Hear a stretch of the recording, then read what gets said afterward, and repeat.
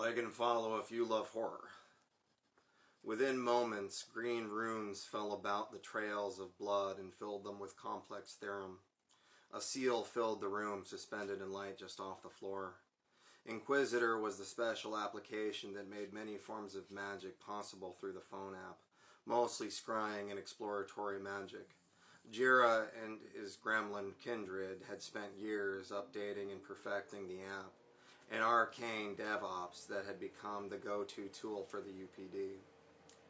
Necromancy, it looks like, he said, never taking his eyes off the app, as though the signs of murder around him simply didn't interest him. Nothing to do with souls, though. Our killer just used it to try and reanimate the heart.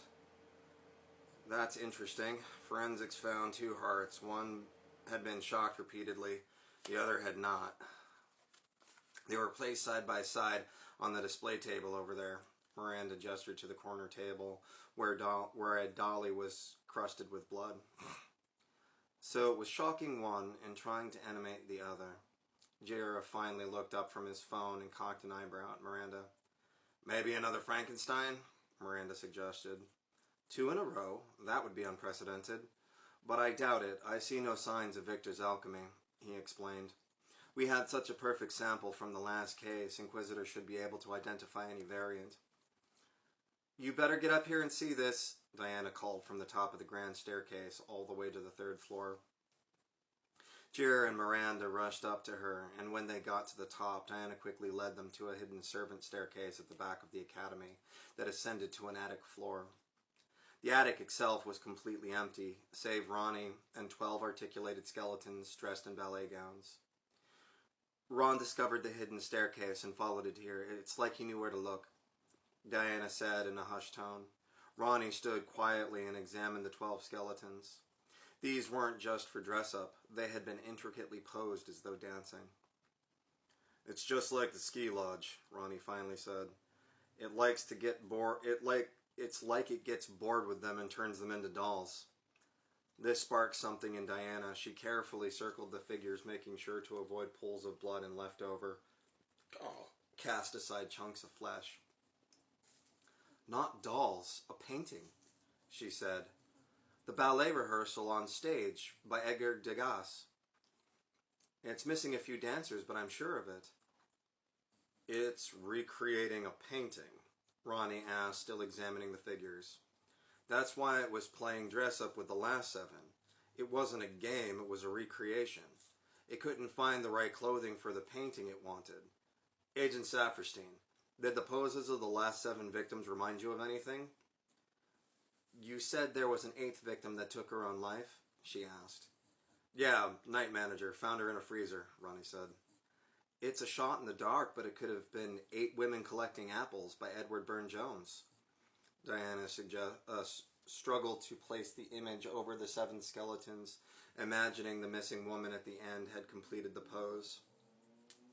They're very similar in posture. I've said it before and I'll say it again. You Cro-Mags are seriously weird, Jira chimed in. He held up Inquisitor and scanned the room.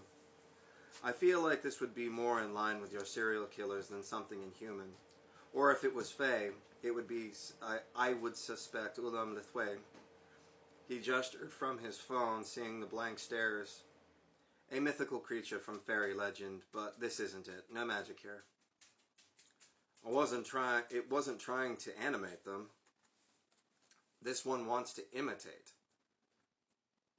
A kind of doppelganger? Miranda asked. She sniffed into the air. No, I'm not sure what, he replied. Doppelganger probably wouldn't go through all this trouble, right? They would just take someone's place. Miranda furrowed her brow before kneeling down and wiping her hands through the dust. Splinters of a different wood from the floor. She inhaled deeply. I think some hardwood, like oak or something similar. Jira shrugged. If it was for a wand or a staff, Inquisitor would have picked it up. Necromancy, hardwood, and fine arts. Miranda went over the components in her head. She queued up her earpiece. Joe Jack, lose the greenhorn. Meet back at HQ. Everyone could hear, run to the heels, through Miranda's earpiece. Her eye twitched lightly. After a second, she turned it off and rubbed her temples. The agents sat around the office working on various projects. As soon as the topic of necromancy and posed remains came up, Joe Jack had gotten excited, claiming to know just the guy who could help with the case. An old friend named Wolf from North Texas, who was experienced in this sort of thing and now lived in Austin. After some convincing, Miranda agreed to let Joe Jack call him in. Ronnie glanced up, seeing that Joe Jack was out of the office, and cleared his throat. "So, what do you guys think? How much of a hillbilly is Wolf going to be?" "I'd be surprised if he has sleeves," Diana laughed. "I'd be surprised if he has teeth," Jira shot back, red rope licorice hanging from the corner of his mouth. Miranda leaned against the doorway of her office and shook her head. "You guys are missing the obvious. It's going to be an actual wolf, or a wolfhound, or something like that." They were all laughing at the mental image of Joe Jack's toothless, vest-wearing dog friend when the front door security officer walked in. Ma'am," he addressed Miranda directly. "A man just came in, says you called him, and he was carrying these." He held up a large pistol and butterfly knife. "Said his name was Wolf?" Ronnie watched Miranda's eye roll, and Diana groaned while Ronnie and Jira tried not to burst into laughter. So far, so good. Miranda finally sighed. "Leave the weapons here and leave him in." And lead him in. A minute later, an athletic man walked in wearing a worn black suit with no tie. He looked like someone who knew how to dress but didn't actually care enough to bother.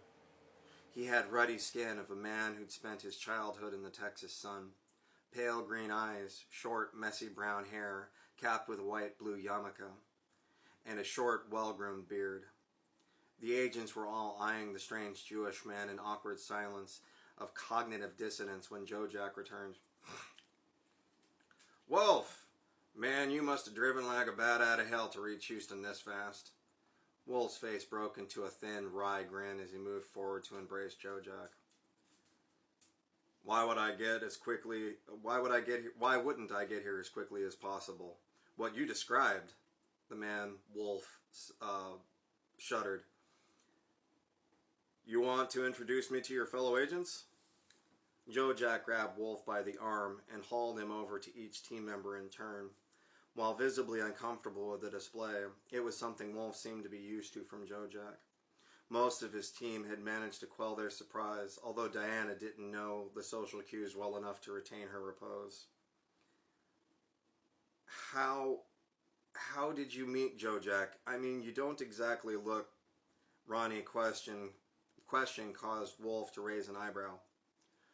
"We were expecting something more like a Dog the Bounty Hunter," Ronnie explained. Joe Jack looked confused, but Wolf just nodded. "Would it be better if I was? I met Joe Jack when I was in high school. His grandmother helped me deal with something that was haunting the woods, and, Joe Jack's a darn good medic and a better chef." "Why do you go by Wolf?" Diana asked, finally regaining some of her composure. Her distinct lack of cool caught the notice of Ronnie. "You don't like it? It's my name, or at least the English equivalent of my name," Wolf explained. "Wolf here protects Jewish communities across the Southwest from things like our slashos. A few years back, he butted heads with a necromancer who called himself the Flesh Lord. So I figured this would be a good bit of a consultant to help." Joe Jack beamed, throwing an arm around Wolf, who, for his part, continued to look extremely uncomfortable. "Something like that," Wolf said. "Really, I'm just trying to make sure that the man's cult has fallen apart and there aren't any loose ends. Could one of you with less colorful vocabulary and ancient Gulage maybe talk me through what's been going on so far?" "I will," Diana blurted out uncharacteristically, and she pulled Wolf aside to her desk. Ronnie meandered back over to Miranda. "You have any experience with Jewish stuff?" "Oh, sorry, that was Miranda. You have any experience with Jewish stuff?" she asked out of the corner of her mouth. "A little, long time ago. They were nomadic and tribal like indigenous